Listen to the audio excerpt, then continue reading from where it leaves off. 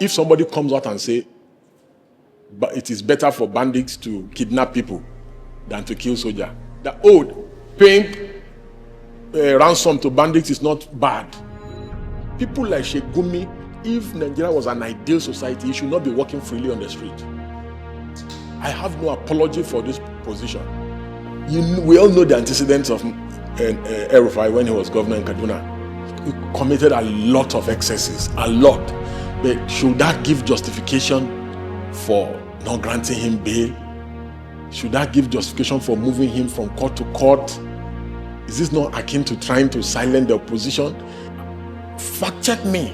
Kwankwaso sat in his living room and declared somebody governorship candidate of NDC.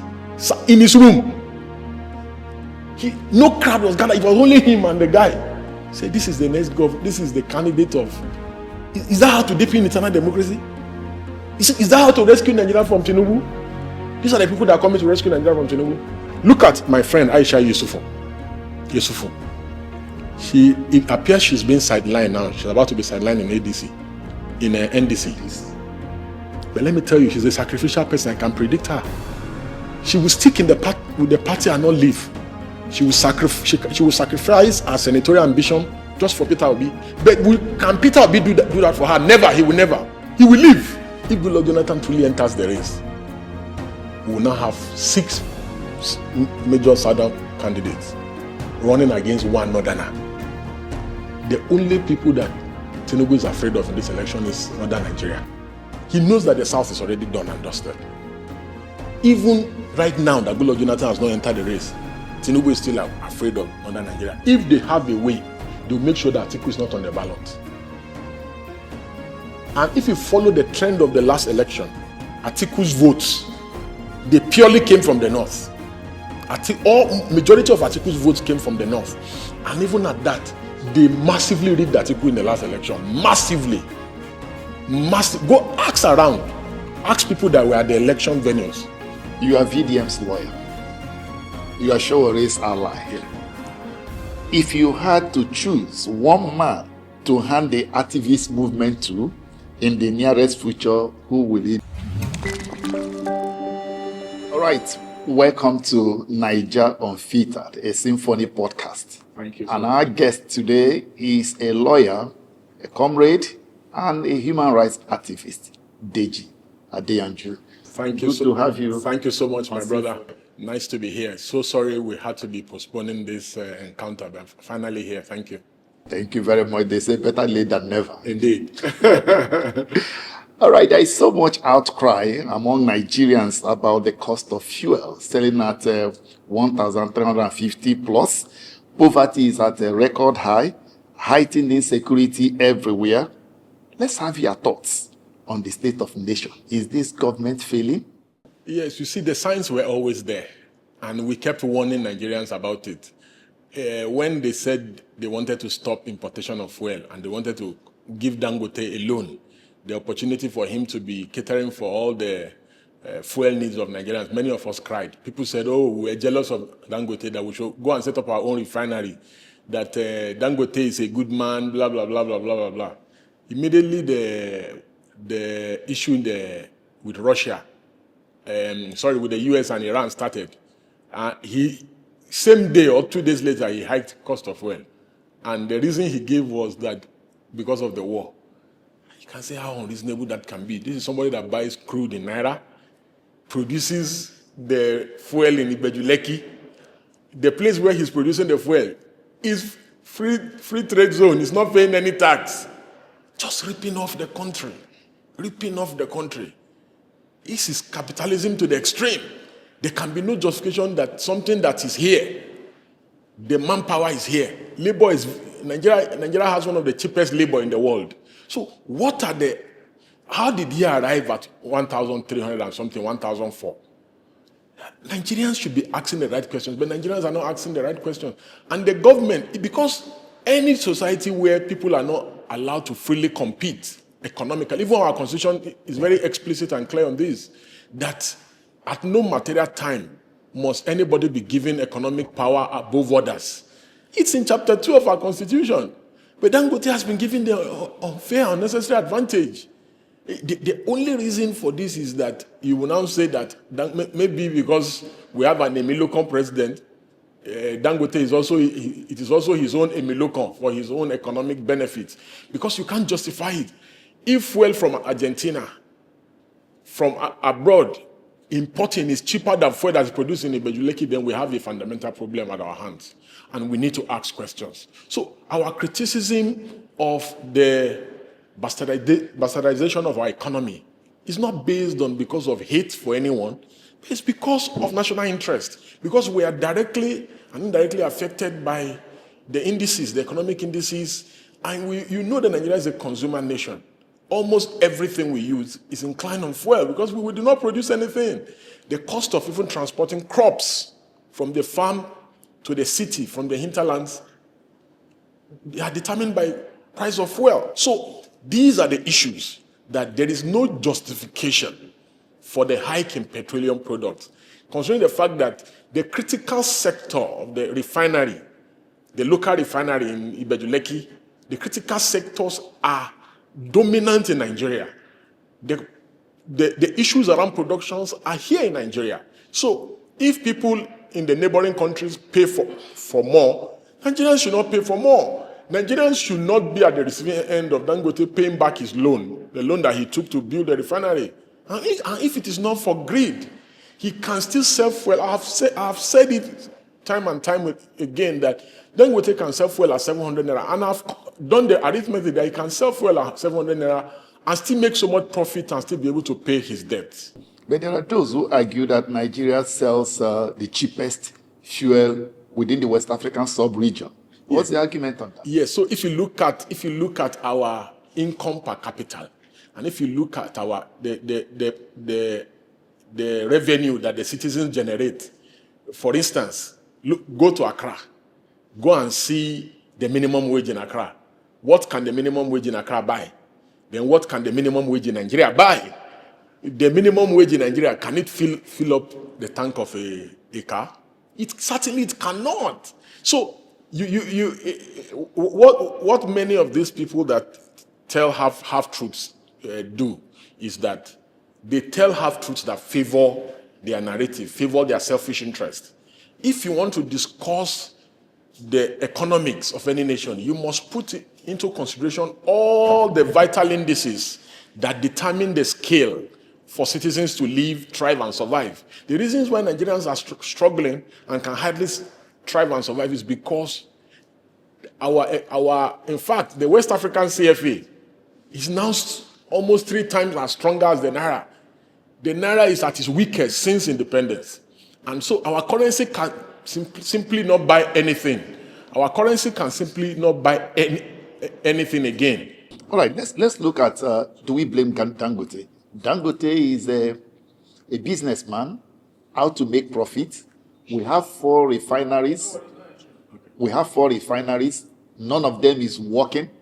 So, should he not take advantage of the situation? Yes, you see, I have said it again before that, government has no business doing business in Nigeria.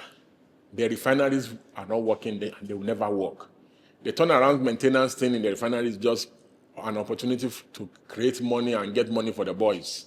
This has been happening since God knows when, since the time of Abacha, and nothing is going to change. Yes, I believe that the idea of Dangote doing business is to make money, but that is where government comes in. Government is not there as an unbiased onlooker. Government is a regulator. Look at what Dangote has done in the oil and gas sector. Here, he not only has he formed a cabal, now that he just joined the oil sector and he has become the main cabal leader in the sector. And why am I saying this? Look at what he did with the Farouk man that was removed. Ahmed Farouk that was removed. That agency is a regulator. Not only did Dangote remove him, the person that Bola Ahmed Tinubu appointed now is a Dangote boy. Used to be in the Dangote in the Dangote group of companies. Used to be one of Dangote's aides. Have you ever seen a situation where Cristiano Ronaldo is playing a match and Cristiano Ronaldo is now given the opportunity for him to appoint the referee to referee the match? So, and that is why we see all this decay in the sector. And who suffers the most? It is the citizens, it is the people that suffer. Because when a regulator is now someone who is appointed by a major player in the sector, then what you see is what Nigerians are currently witnessing. So you cannot excuse the government. The government is to blame for the excesses of businessmen and business people like ATIKU. Because when there is no strong critical, even in small Ghana here, you cannot see this kind of thing happen in Ghana, where a major player will be the one to determine who is a regulator of a sector that he's actively participating in. It should never happen. So, and this is the reason why investors will never come here. Because this is not a just society. Even in animal farm will do better than this. You cannot run a society like this. You cannot run an economy like this and expect anything progressive to happen. A situation where the indices of economic advancement and development is tailored towards an individual. It's not tailored towards the betterment of the nation. It's not tailored towards the betterment of the citizenry. It's not tailored towards productive sectors of the economy. It's tailored towards one individual. If you get all these advantages that ATIKU is getting, year in, year out, you are going to become Africa's richest man. Year in, year out. You don't even need any ingenuity to be Africa's richest man. Because the system is rigged to favor you. So that is why Nigerians are on the receiving end. All right, let's move on. The military have faced a serious coordinated attack since the beginning of this year in their bases. Yes. As a matter of fact, the military is now on the defensive. Yes. How did we get to this situation? So we got to this unfortunate situation because monies budgeted for security were being stolen by the generals. Monies were allocated to buy equipment for the Nigerian Army, for the Nigerian Air Force, for the Nigerian Navy, but generals stole the money. How do you mean? Look at, many generals have been on trial for corruption. The EFCC itself has come out to say majority of the estates in Abuja are owned by ex and serving generals. The EFCC has said so. So, and look at, from all the probes that we have witnessed about corruption in the war against corruption, in the war against insecurity, is because of lack of punishment for bad behavior. Because if one or two or three persons had been severely punished, I believe that this corruption in the fight against insecurity will have been minimized, even if it had not been eradicated completely. And let me give you an example. Look at the Northeast, which is the hotbed of insecurity in the country. Typically, ordinarily, a brigade is supposed to have 86 APC, that is Armored Personnel Carrier Brigade. And there's supposed to be 3 or 4 brigades in a battalion. The entire Northeast does not have 86 APCs. The entire, go and verify, fact check me. Ask, we have classmates who are commanding officers in the field in the Northeast.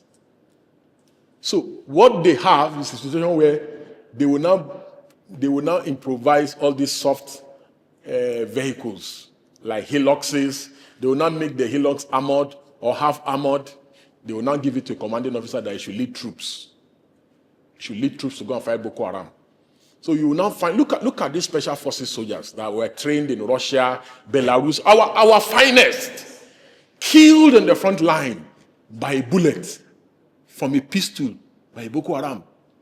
Look at the amount of resources that Nigeria used to train those soldiers. But because you refuse, in fact, sir, fact check me again, the entire Northeast does not have 45 APCs. The entire Northeast. How can you defeat insurgency and terrorism when the soldiers are ill-equipped, not properly motivated, not properly funded?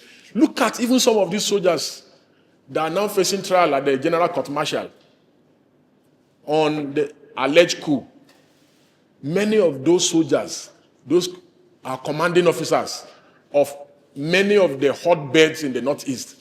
Since they were arrested and detained for about 8 months to 9 months now, many of their positions have been overrun by Boko Haram. Immediately they were arrested and withdrawn from the field.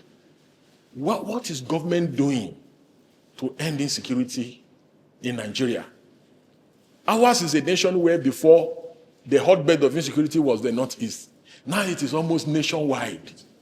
Look at what is happening in Zamfara. They are mining gold. They are selling gold on the main road, express road in Zamfara. And government is not worried. Government is not concerned. How can insecurity ever end? And the principal actors in this trade are known to government. The government is not willing.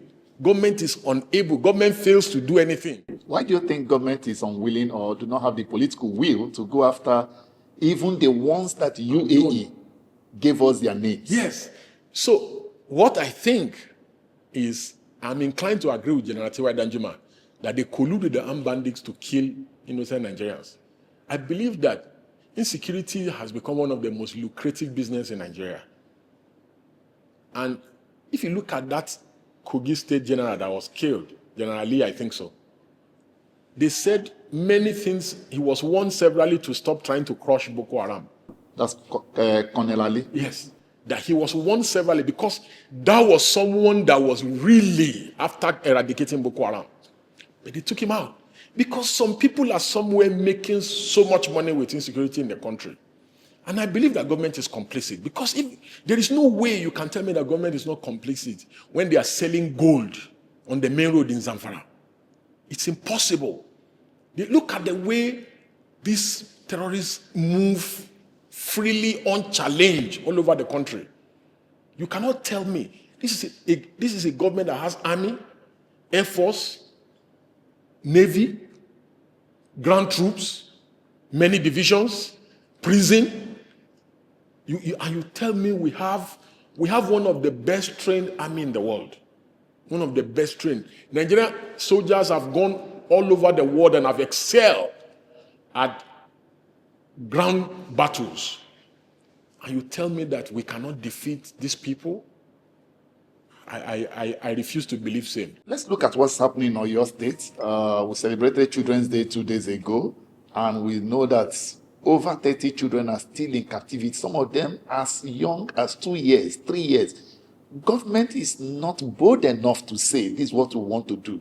Do you think, even though government keeps arguing about it, they don't pay ransom, but experiences have shown we will see these people release the people. We don't get to arrest anybody. We don't get to kill anybody. How do they release these people? Is it that we are truly paying ransom? And are you worried about this or your incident? Yeah, of course. One of the victims, the teacher who was unfortunately beheaded, is our client. We're briefed by the family. We are constantly in touch with the family. We grieve with them. We mourn his passing. Unfortunately, and most regrettably, is that the family have not even been given the opportunity for them to bury their dead. You know, we had written to the president and commander-in-chief of the armed forces, President Bola Ahmed Tinubu, to personally intervene in the matter, not to delegate this matter. A president should act like his president. Should not sit in the comfort of his office, of the villa. Should leave the villa when there are problems like this and go to the battlefront. We have seen presidents all over the world do this. This is what is expected of a commander-in-chief. If not, you are not commanding anything. Even the governor of Oyo has refused to lead from the front. Even the 30 that you said is understated. You can be rest assured that more than hundreds of children will be in custody of terrorists and criminal gangs all across the country. Because many of these incidents are unreported. Many. The only reason why the Oyo incident was reported was because the terrorists posted it online. There are so many others that ransom are just collected from the families and their assets are freed. And there are others that could not pay. We have just discovered that another teacher was killed in the north, who even after ransom was paid, he was killed. So it shows that there is no credible government in place in the country. And it's indeed very sad. Government must not only speak to condemn violent acts.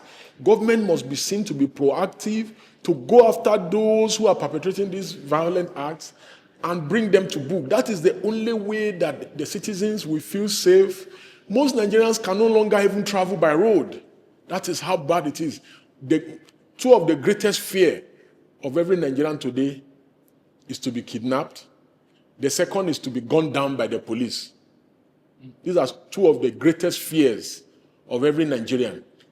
We just saw recently how a Nigerian who had been handcuffed, who was pleading his innocence in Delta, was shot at close range by the police.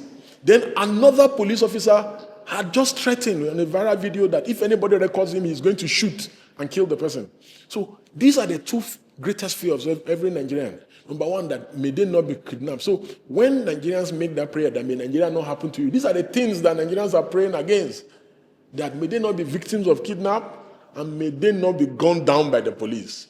You've always asked for the arrest and prosecution of Shegumi for his comments and statements that you perceive to be sympathetic to terrorism. Do you really think he's a terrorist sympathizer? Okay. The Terrorism Prevention Act has defined who a sympathizer is, who an enabler is. Someone that defends, someone that justifies, someone that promotes. If somebody comes out and say, but it is better for bandits to kidnap people than to kill soldiers. Or to kill school children than kill soldiers. Yes, to kill school children than to kill soldiers. The paying ransom to bandits is not bad. How else do you describe such a person? Somebody who justifies, who says that terrorists have genuine grievances. That government should, it's only in Nigeria that government forgives terrorists. Terrorists should never be forgiven. And terrorists don't repent. Terrorists do not repent. The only way terrorists repent is when they meet their maker. People like Shegumi, if Nigeria was an ideal society, he should not be walking freely on the street. I have no apology for this position. But because the government is complicit, that's why people like Shegumi are still free. That's why they are free. There can be no rationalization for what these barbaric animals are doing to our nation, to what they are doing to little kids. These guys recruit little kids into terrorism as foot soldiers and as shields, as human shields. So there should be no one in Nigeria should justify. Fact check, go and check all his previous videos. That because I'm now calling him out, he's now worried. Because I've called for his arrest, he's now worried. He does not eradicate all the pro-banditry, pro-terrorism stand he has taken in the past. He has also tried to say that government knows where the terrorists are and they know them by name. Why do you think government is reluctant to go after him? I'm inclined to agree with him on this issue. That's why I said both him and the government, they are complicit. That's why government will not arrest him. But if somebody like me say those things that he's saying, I will be arrested. Nnamdi Kanu was arrested for far less things that Shegumi has said, far less promotion that Shegumi has said. Can you quantify the number of people killed by people that Shegumi has been supporting to the people that have died in the Southeast? Can you quantify? Can you quantify the amount of kidnappings in the Southeast that has happened in the Southeast compared to the people that Shegumi is supporting? Can you quantify? So this is what we are saying, that the government collude with them. Because the only reason why these things can persist is because of government collusion. So I'm convinced, and I'm inclined to agree with Shegumi, that yes, indeed, government is involved, according to his testimony. Because, of course, he will know because he's the one that takes them to go and meet the bandits. All right, El-Rufai has been undergoing trial without trial. He's been in and out of court and then without trial. Some persons are alleging persecution. Some persons are alleging justice visiting him. Do you think, or do you agree with those who said he's been persecuted by President Bola Tinubu? I think it's a mixture of both, in my view. My answer would be a mixture of both. While I agree that it's looking more or less like persecution than persecution, but I also believe that it's karma, some form of karma has come to El-Rufai. Because I wouldn't want to dwell too much on it because I've just been subpoenaed by the court, one of the courts where he's standing trial. I don't know the basis of the subpoena, but I think I have an idea, but I don't want to talk about it because it'll be sub judice. However, we all know the antecedents of El-Rufai when he was governor in Kaduna. He committed a lot of excesses, a lot. But should that give justification for not granting him bail? Should that give justification for moving him from court to court? Is this not akin to trying to silence the opposition? Bail is not an escape of justice. When a defendant is standing trial, the idea of bail is that he's given bail so that he can properly prepare for his defense. And after all, he's presumed innocent, according to Section 36 of 6 of our Constitution, that anyone who has been alleged or suspected to have committed any crime, no matter how grievous the crime, that the person shall be presumed innocent. In fact, you are not even supposed to put up a defense that you can just simply say, I have nothing to say. It is he who alleges that must prove. The burden and the onus is always on the person who is alleging that El-Rufai has committed a crime. But when you now shift the burden to the defendant and you're saying, oh, we will not give you bail because if we give you bail, we believe you will tamper with the investigation, you will escape justice, then the defendant is no longer presumed innocent. So it's on that basis that I agree with those who are saying that he's been somewhat persecuted, that indeed there are indices that yes, El-Rufai is suffering some form of persecution.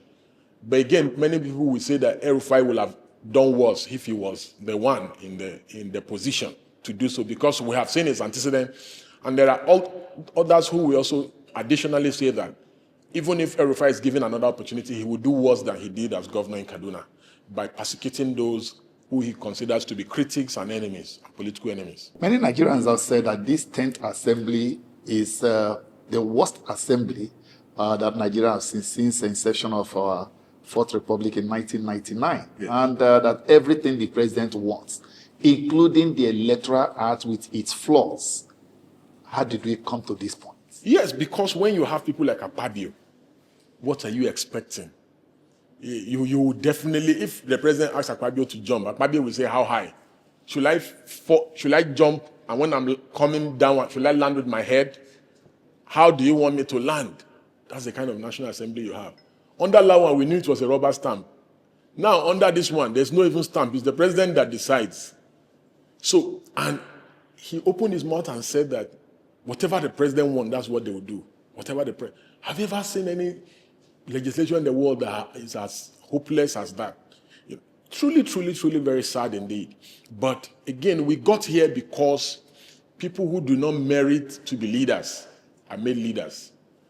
And our country, look at all the people that claim that they are running to be president today in Nigeria. None of them are deserving to be president. The only person that you will look at his manifesto and say, oh, or you look at his antecedent and say, oh, maybe this somebody that we can consider a little bit will be Sowore. But unfortunately, he cannot win. And why am I saying he cannot win? Because there's no rice in his manifesto, sharing of rice in his manifesto.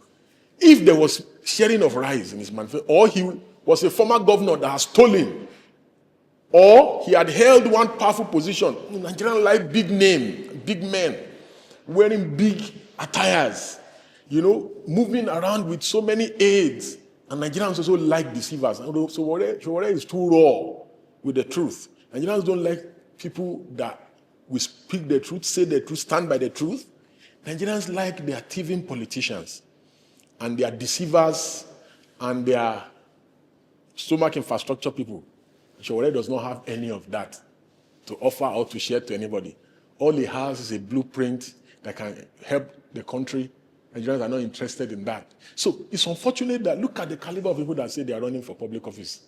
Just this morning I was watching a video where Rabi Musa Kwankwaso sat in his house, in his living room, and he declared a governorship candidate of NDC in Kano. These are the people that are coming to deepen our democracy. You sit in the comfort of your living room. This person. So how is it different from the grab it, snatch it people? How is it different from this is the Baba Sokpe kind of politics. You know what Baba Sokpe means in Yoruba? Baba has said. That is the Tinubu kind of politics in Lagos, where they just sit in one corner. You'll be senator. That's what they are doing in NDC. How can you say that? Do you have any facts to buttress that? Have you not seen my wonderful sister Aisha Yesufu crying this morning, complaining that she has been skimmed out? They said she cannot run for Senate. They've anointed somebody. Fact check me. Kwankwaso sat in his living room and declared somebody governorship candidate of NDC. in his room. No crowd was gathered. It was only him and the guy. Say, this is the next governor. This is the candidate of. Is that how to deepen internal democracy? Is that how to rescue Nigeria from Tinubu? These are the people that are coming to rescue Nigeria from Tinubu. All right, do you think the opposition is doing enough to unseat Tinubu, or you are among those that believe that the opposition is dead? Did you follow? Did you see people coming out despite the hunger, the insecurity, the maladministration, the bad governance? People came out in the sun. Did you think they came out voluntarily? Or they came out to collect rice? Like I've told you, Nigerians cannot reject rice. The only way Nigerians will reject rice is if there's a supernatural decree. If you collect rice, you will die. But if there's no such decree, Nigerians can barely say no to rice and money. Barely say no. So it's unfortunate, regrettable, but there is no even opposition. Look at it critically. If it is the Bola Tinubu that we know, the Jagaban, if it is that one that we know, he already has a calculator. You know this Casio calculator? He will have done the numbers. If the numbers don't tally, they will postpone the election. Maybe by 6 weeks like they did under Jonathan. But anything that makes the election happen, Tinubu, I don't even see all that. That is not even necessary because is there ever an opposition to start with? So to answer your question holistically, I don't see any strong opposition because you have a situation where the 4 opposition governors are in different political parties. The only 4 opposition governors that we have in Nigeria are in different political parties. Bala Mohammed and Sheyi Makinde, they are in an unknown party called APM. They will help Tinubu. They are helping Tinubu to divide opposition votes. Sheyi Makinde is running for president in Oyo, so that those are votes that opposition should corner. They are making a more terrible mistake than the 2023 election. In the 2023 election, they were divided. Now they are fragmented, which is even worse than division.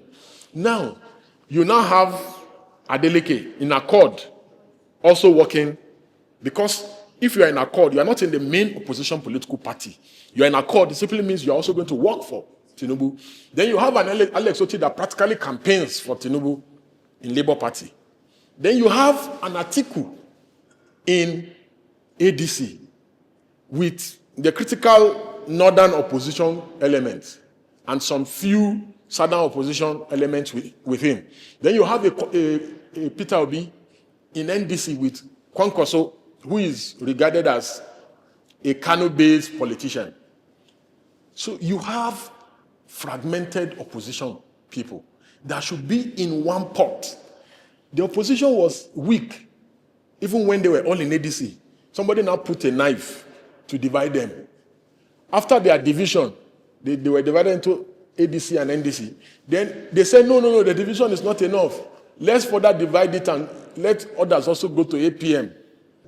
So where will the strength to defeat Tinubu, where will it come from? Sincerely speaking, I do not see it.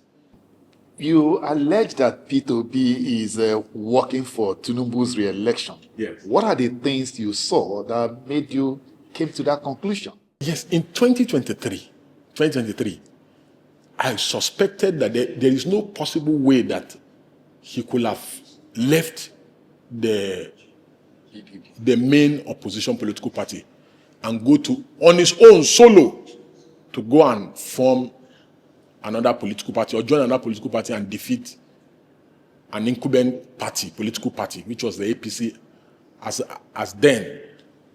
My suspicion was that if somebody who has been a 2-time governor, who knows the dynamics of Nigerian politics, that he could not have done so, except if maybe he did it to aid Tinubu. Again, the remarks of Yes and Wike that they were working together, that they agreed that ATIKU must not win, that power must remain in the south. And that Wike said it, go and watch, the video is there. Wike said it that they agreed that anyway, all over in the south, it's either Tinubu will come first or Peter Obi will come second, or Peter Obi will come first, Tinubu will come second. That there was an agreement. So, as a student of political history, I knew that there are things that Wike did not say, that there was an agreement of some sort. So I suspected that, but what I didn't know, I didn't even know that he would pull down numbers. What I didn't know was that he was going to use religion in that last election. I didn't know that he was going to use religion to campaign in that election. Because of the Muslim ticket of the Tinubu and Shetima APC ticket, it gave leeway for him using religion. And there are so many, things that were done in the build-up to the election, like moving from church to church, then talking with men of God. Those were campaigns. Campaign shouldn't degenerate to that level where a presidential candidate will be saying the election is a religious war.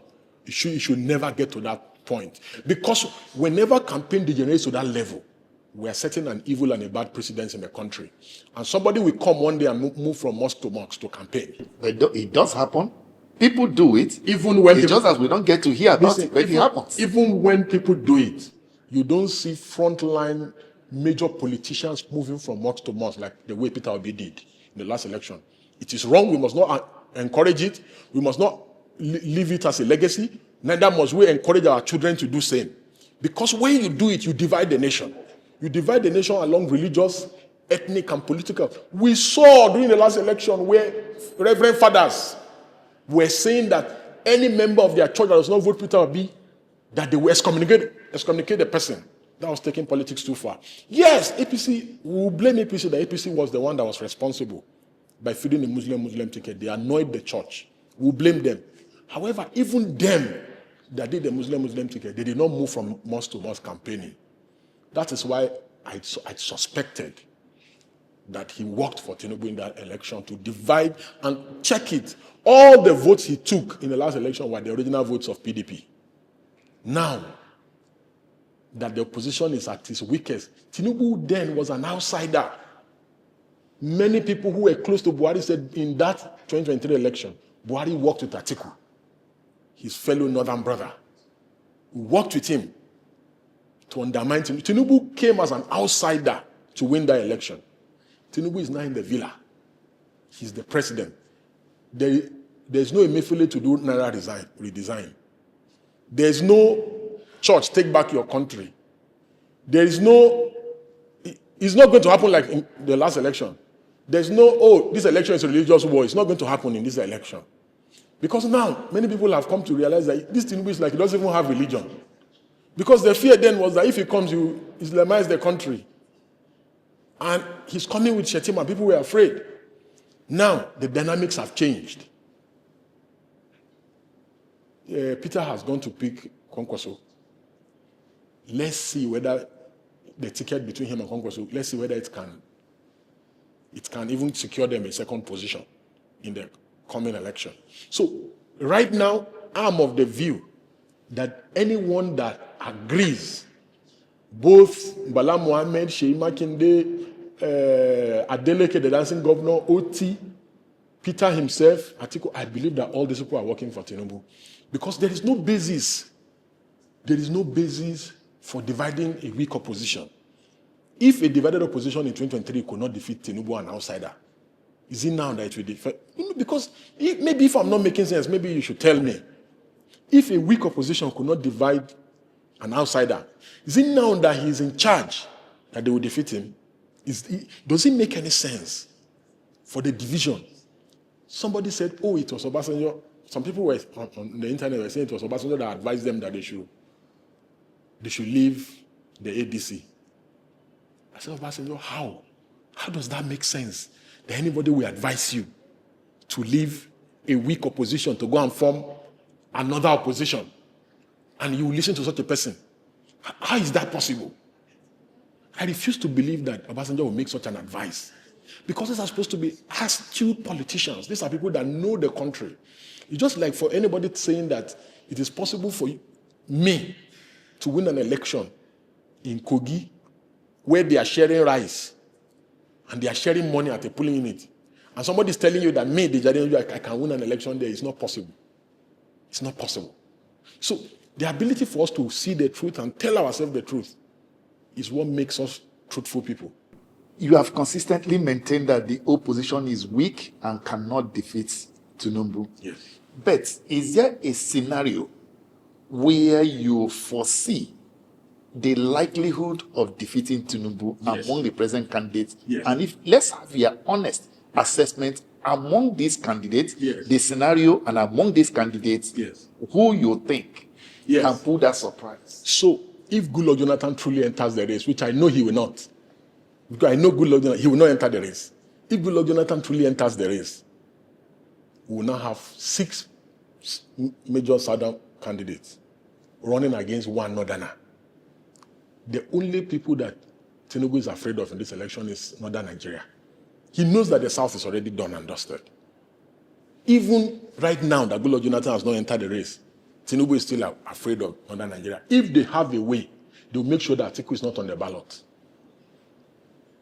And if you follow the trend of the last election, ATIKU's votes, they purely came from the north. Majority of ATIKU's votes came from the north.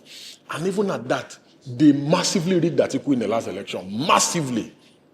Go ask around. Ask people that were at the election venues. So if Goodluck Jonathan truly enters the race to further divide southern votes, I see a scenario where if the north are determined, because it's one thing for elections to happen in the north, it's another thing for the north to be determined that there will be no rigging. Because the truth of the matter is, we lie and kid ourselves if we say that they don't rig elections in Nigeria. They rig elections almost everywhere in Nigeria. But the possibility of not rigging election or resisting rigging in the north is higher because the northerners, they have the capacity to stop rigging of elections, especially when they are determined. So if they are truly determined that there will be no rigging of elections, the possibility of ATIKU winning the election is very possible, is very high. So in that scenario, then an ATIKU can defeat the incumbent. But you see, my analysis of this is inclined and hinge on the fact that maybe if Goodluck Jonathan enters the race. Because you see, what happened in the last election, where Peter Obi held sway in the southeast, he will not pull those kind of numbers again.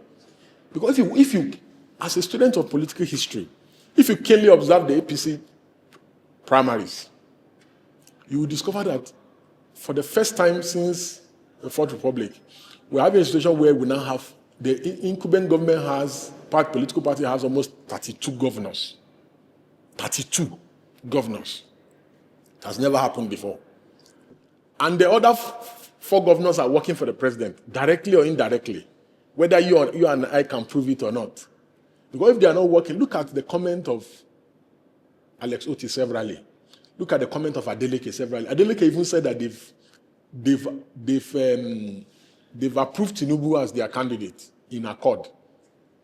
Look at the comments of Seyi Makinde and the things that Wike have said about Seyi Makinde, that Seyi Makinde kept meeting the president. You recall what he said. Look at Bala Mohammed, his body language. So all these people, if all the government, if you look at the APC primaries, it's like they were trying to outdo themselves to please the president in that primaries. It's like everybody wanted to show more psycho-fancy. That, Mr. President, we are here for you. We will do anything for you. So they will not be able to pull in the South. The people that are contesting that think that they'll be able to pull the numbers will no longer be able to pull the numbers. Even in Oyo, where Seyi Makinde reigns supreme today as governor, if care is not taken, Tinubu will likely defeat him. Even though he's running as a presidential candidate in Oyo, Tinubu is likely going to defeat him there. So the numbers, and all Tinubu needs to do in the next election is to get those votes in the South-South, get those votes in the Southeast, get the majority votes in the Southwest, come to the North Central, eat into the North Central, then he has most of the governors in the North are working with him and the political leaders. They will have done their numbers and get the numbers. Unlike the last election. No, just like the last election, he has a sitting governor. If Abba Gida was still in the opposition, you will have said Kano will be difficult for them. So they will still get significant numbers in Kano, even with Konkoso running. In fact, it will be very hard for Konkoso to convince people to vote Peter Obi in Kano. It will be very hard, and you will see it. It will play out that it will be very, very hard in Kano. for him to convince people to vote for Peter Obi. And you know why that is so? Because of the things that Peter Obi did in the last election. Go to even Konkoso's Facebook page. Go and check the comments of Northerners on his page the day he defected to the NDC. So it's unfortunate. The 3 or 4 key elements of Nigerian politics, very unfortunate elements. Number 1 is rice. Number 2 is money. Number 3 is politicians have embedded religion into polity. Then tribe. These are the deciding factors, unfortunate deciding factors in our electoral circles, and it is most regrettable. But these factors will play key roles in the next election. Convincingly, do you think in a free and fair election, with what we have on ground, Tinubu and the APC can win? When you say free and fair, you mean there will be no sharing of rice, no sharing of money at polling units, and no writing of results? Yeah. Is that what you mean? Let's take maybe no writing of results, no INEC aiding anybody, no sharing but of rice. The vote of the people counts. No sharing of rice, no sharing of money. APC can never win. Even APC knows that APC can never win. If you take out sharing of rice, sharing of money, writing of results, snatching of ballot box and ballot paper, APC cannot win. Any day, anytime, APC cannot win a free and fair election. How do we correct this seeming scenario that is holding our democracy on its falls? You see, I always say something very fundamental. The level of decay in the polity of our nation is such that we have seen with the current opposition that they were not willing to sacrifice their selfish ambition for the overriding interest of the nation.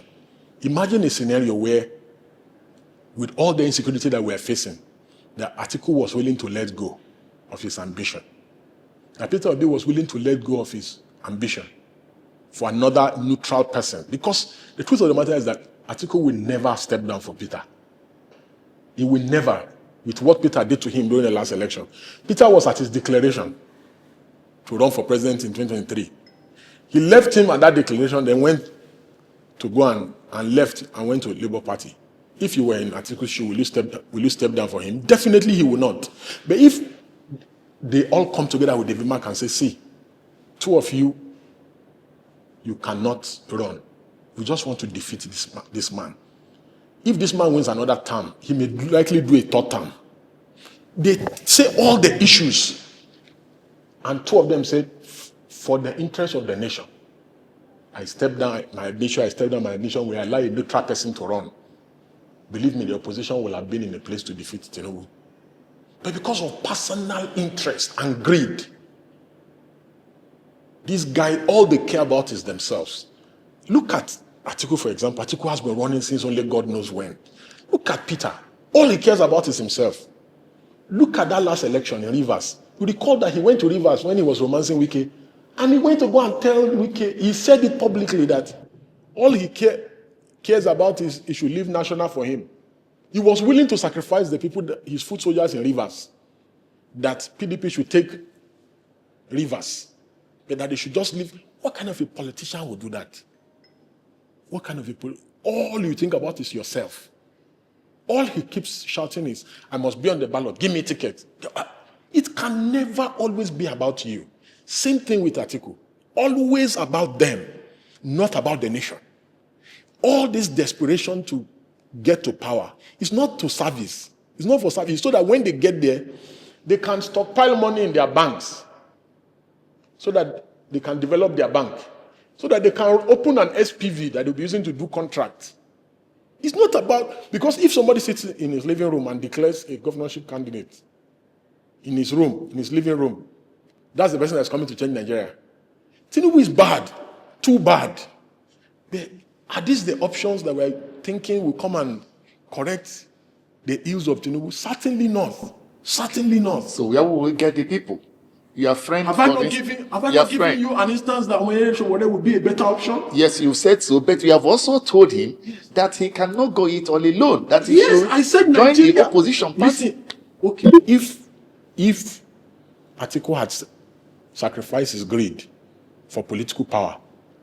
Peter Obi had sacrificed his greed for political power. And they pick somebody like maybe Tambuwal or somebody like Emeka Ihedioha.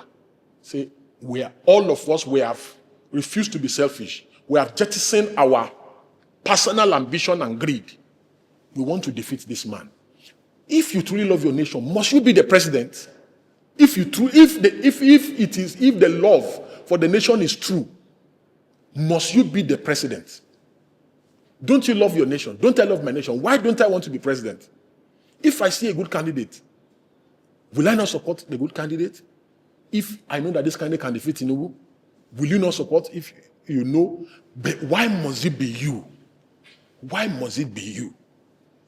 You are the only person who is good. You are the only person that can defeat Tinubu. But why, when two of you, both ATIKU and Obi, when you people ran against Buhari in 2019, why did you people not defeat Buhari, two of you? When you both ran separately in 2023, why didn't you people defeat Tinubu?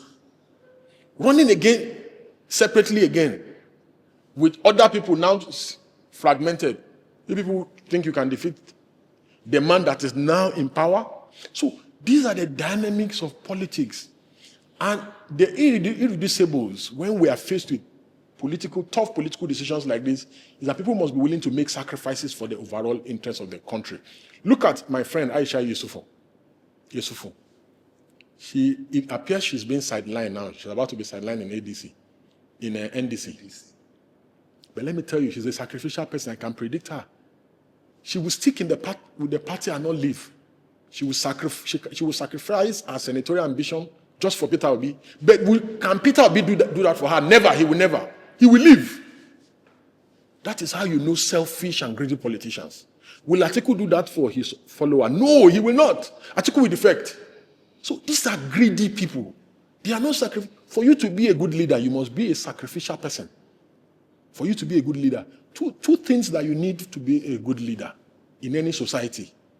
You need someone who has a good heart, like my sister Aisha, and you need someone who has a good head.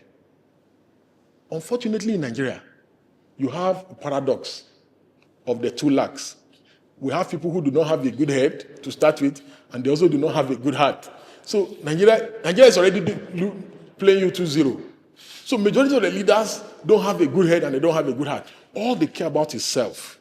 So, and that is the irony where we find ourselves as a nation. All right, you've been detained severally by Buhari, and you have defended VDM, very dark man, fought for just causes and fearlessly critiqued the government. Who is Deji Adeyanju, and what gives you the courage to continue as a social crusader? Well, sincerely, I'm just displeased. I've said that in the next election I'm not voting. And the reason is simple. If my one deciding vote is what will make Tinubu lose, let me stay in my house. Because you see, it's more or less like a protest. In the last election, I voted on Sowore. And I'm not seeing change. I'm not even seeing the people that should know better making sacrifices. So why should I go and stand in the sun and waste my time when it almost looks like I'm fighting a lost battle?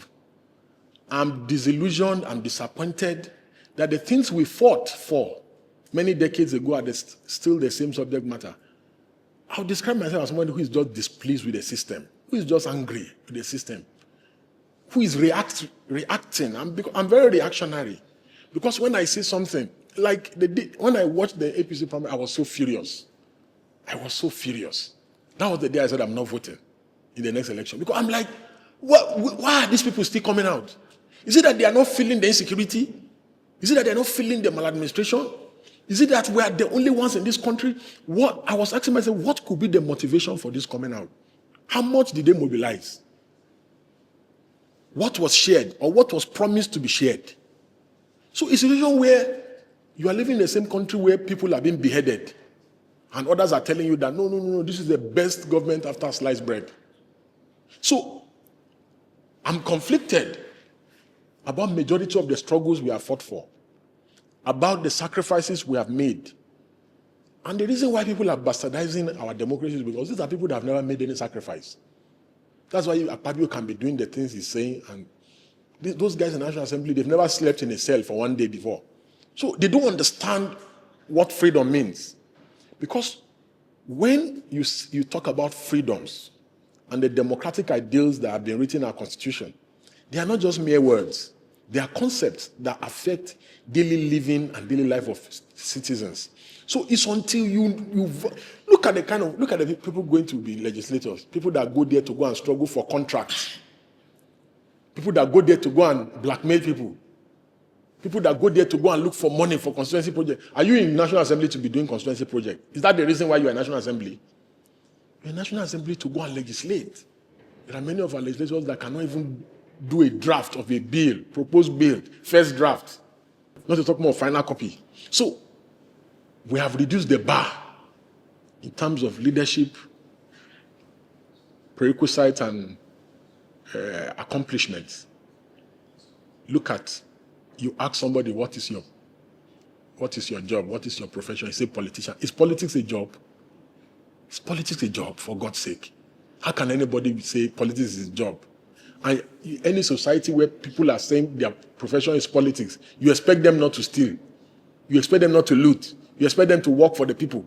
Politics cannot be a job. When you are asked what is your job, is that you say, I'm a pharmacist, but I have passion for governance or politics. Therefore, I'm just representing my people. I'm sacrificing to represent my people. Oh, I'm a medical doctor. Oh, I'm an oncologist. Oh, I'm a lawyer. Oh, I'm a scientist. Oh, I'm a journalist. Oh, then you just go to National Assembly once a week to make sacrifice for the country. You go back to your office. The way you turn politics to a full-time paid job, the only option or the only thing they see is free money. And free money is not sustainable. And that's why you see many of them, when they leave politics, after a few years, they're looking like some reject, societal rejects. And so until we begin to elect people that do not see politics as a job, but as a hobby, our nation will never progress. So I believe, I'm guided by the principle that I'm here to correct the societal ills. Anywhere I find myself, I was on the road driving when the former IGP tried to do enforcement for this third-party enforcement for motor vehicle. And the police stopped me. They were trying to enforce. I was dissatisfied. I went to court to challenge it. And we won. We won. My Lord Honorable Justice Yelwa agreed with us that the police or any law enforcement agency do not have the right to enforce third-party motor vehicle insurance in Nigeria. It's only the court that can enforce such a law or impose a fine. So whatever I see wrong, I challenge it. And I'm currently challenging several other things in court because I am fighting for myself. I'm fighting for myself. I'm fighting for a society where I can live, I can thrive, I can at least breathe. So if in the process I fight for the rights of others, so be it. But above all, I will not see things that have not been done well and keep quiet. So that is what has guided me over the years and will continue to guide me in the remaining years if God so pleased that we'll be around for a while. You are VDM's lawyer. Yes. You are Showore's ally. Yes. If you had to choose one man to hand the activist movement to in the nearest future, who will it be? It will be Sowore. Sowore any day, anytime. Sowore. See, every society needs an Amoyele Sowore. Every society. Sowore is that person that, even if you are his worst enemy, any day you suffer injustice, he will come to your aid. Any day you suffer injustice, he will come to your aid. And that is why, I was in a difficult situation where I was begging the two of them and appealing to two of them that no, we're all on the same side. We can never be seen to be antagonizing each other. No matter who you are, once you speak up for other people, I will never ever do anything to undermine you. The reason why I'm pained, why sometimes I have to come openly, when I see the moves of Sowore sometimes and I get moved to tears, and I have to come out openly to talk, is because I know how painful it can be. When you have laid down your life, you have done everything for the people. Look at this so-called movement that will be enjoying the last election. If it was Sowore that enjoyed it, Sowore would have won. Because Sowore is a fighter. Sowore does not run away from battles. He's somebody that is truly willing to lay down his life for what he believes in. And I have been privileged severally to come close to him when he has almost lost his life. And he had no regrets. no regrets. You need such a courageous person to lead the country. Don't you think that Sowore can do better if he starts maybe from the House of Reps or from the Senate as against the president? Because you acknowledge also that given Nigeria's situation, it's difficult for him to win the presidency. Don't you think you can also encourage him to consider House of Reps, Senate, begin to make laws that his impact will be felt more than looking at the highest office? It's not in my place. If I had my way, I know what I would advise. It's not in my place. Sowore is an old man. It's only in Nigeria that someone like Sowore will still be seen as a young person. Sowore is in his 50s. For God's sake, majority of these leaders destroying this country, they were in position of authority leading this country in their 30s, early 40s. Sowore is in his 50s, late 50s. So how can somebody at that level, how can I be demeaning him? And it's just that Nigeria is an abnormal society. It's an abnormal society where the absurd is normalized. But if truly people want change, VDM means well for the country as well.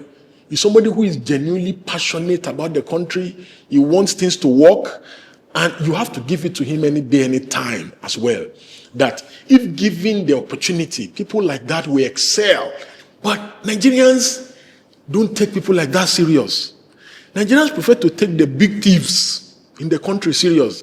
The people that have the capacity to share 10 trailer at Salah, 10 trailer of rice at Salah, those are the people that Nigerians take serious. Nigerians discriminate, and they discriminate against people that can help, and they favor those who cannot really help them. So the more big you are, and the big in quote is when you have billions, or you are perceived to have billions, that is the more Nigerians will take you serious for public office or governance position, and it is most unfortunate. Yeah, let's wrap up now. Is Nigeria redeemable? And if your answer is yes, what will be your 2 cents to Nigerians as we head to 2027 elections? Sincerely, because I'm not coming out to vote, so I will not have much to tell people. I'll say people should still vote. People should do what they believe in, vote for whoever they believe in, as fragmented as the options are. People should still vote, but me, I will not come out. But whether Nigeria is redeemable or not, I think yes, Nigeria is redeemable. And I'm usually a pessimist, but I'll be optimistic on this one. The reason why I'm always a pessimist is because I always like to tell myself the truth, so that I prepare myself. Like, towards the build-up of the 2023 election, I already started encouraging myself that Tinubu is going to win. I should prepare that because there's going to be a lot of suffering. So I started mentally preparing myself. So I didn't want to delude myself about what if. But yes, at the back of my mind, I kept praying that, what if, but I already prepared myself. Why I said it is redeemable is because if you look at, contextually speaking, if you look at America, at some point, the gangs used to run many parts of the U.S. Their situation was worse than ours. You had the mafia, you had the casino people, you had all kinds of crazy people, running show. You had a lot of segregation based on the race, color, skin tone, and all that.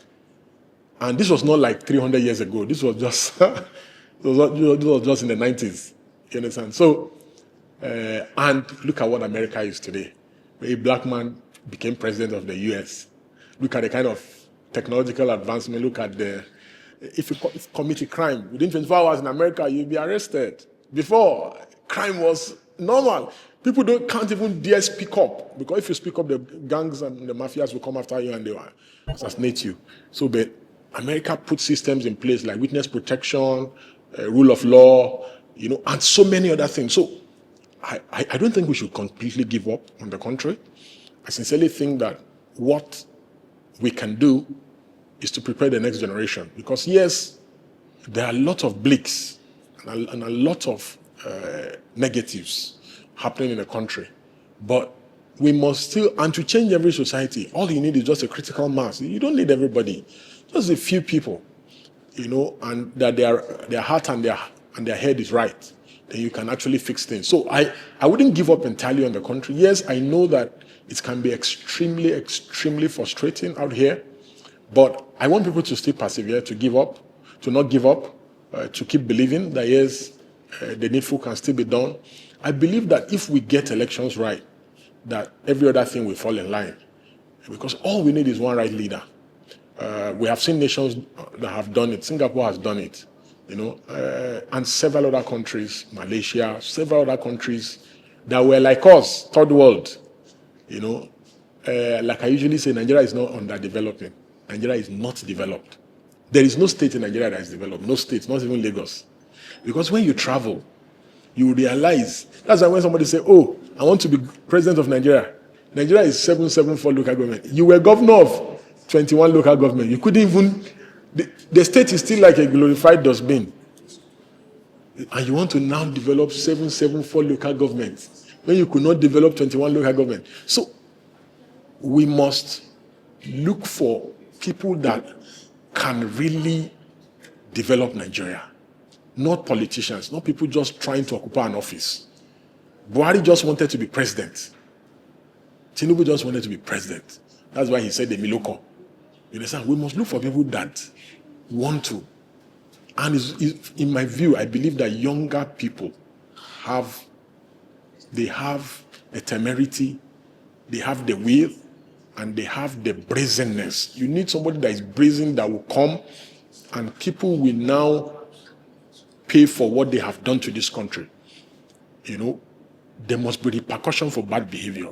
But until we get to that point where people can actually pay for their bad conduct to the country will not develop, because you have to set precedent for doing the right thing and also punishment for doing the wrong thing. So I believe that the country needs to get to that level before we can get it right.